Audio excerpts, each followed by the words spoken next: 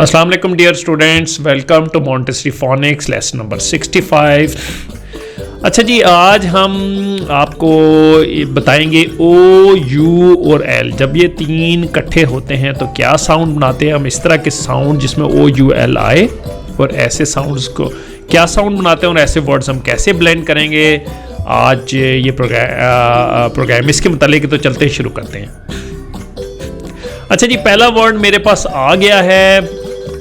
अच्छा, ये जो ओ यू एल है ना, जब भी ये इकट्ठे होंगे ये ऊ की आवाज़ बनाएंगे। किसकी आवाज़ बनाएंगे, यहाँ मैं आपको रीडिंग कोड बताता हूँ। ठीक है, ये देखें ओ यू एल है, यहाँ भी रेड है, यहाँ भी रेड है, तो ये क्या साउंड बना रहा है, ऊ। क्या साउंड बना रहा है, ऊ। ठीक है, तो ओ यू एल जब इकट्ठे होंगे तो ये बनाएंगे ऊ की साउंड। ये साउंड आपको पता है, ये साउंड क्या है, श। ये क्या, ऊ ड should, yes, good job, well done।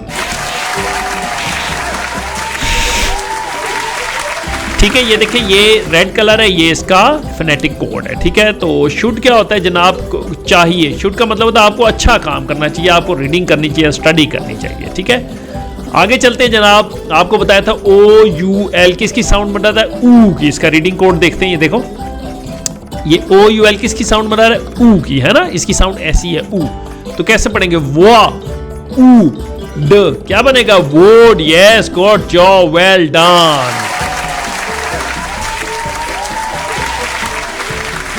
Would का भी अपना कोई मतलब नहीं होता। हम कहते हैं यू शुड डू और you would do some good work in your life, यानी आपको अपनी जिंदगी में अच्छा काम करना चाहिए। ठीक है, ये भी वुड भी इसी तरह होता है। जैसे आपको दरख्त लगाने चाहिए, you would help someone in planting the trees। ठीक है, he would help someone in planting the trees, वो किसी की मदद करेगा। ठीक है, तो would के ऐसा खुद कोई मायने नहीं होते, पर ये किसी के साथ लगता है। ठीक है, लेकिन ये हम इंग्लिश के अंदर काफ़ी ज़्यादा इस्तेमाल होता है, तो हमें सीखना चाहिए। ठीक है, आगे चलते हैं जी। हमारे पास आ गया आखिरी लफ्ज़।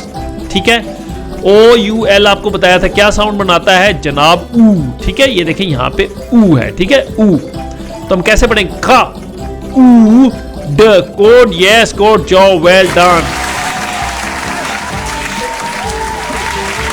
ये देखें, ये यहाँ पे ऊ की आवाज, ये भी सेम कलर है ना, तो ये देखो इसकी आवाज यहाँ से ये वाला इसके साथ मैच करती, तो ऊ है। ठीक है, कोड भी है, ही कुड प्ले फुटबॉल और he could do good work, वो अपना काम कर सकता है। ठीक है, ये भी इंग्लिश में हेल्पिंग के तौर पे इस्तेमाल होता है। ठीक है, तो ये 3 वर्ड्स थे जो हम बहुत ज़्यादा यूज़ करते हैं, और तो आपको ये पढ़ने आने चाहिए। आज की वीडियो इसी के मुतालिक थी और उम्मीद है ये आपको समझ आ रही होगी। अगली वीडियो तक के लिए अल्लाह हाफिज़।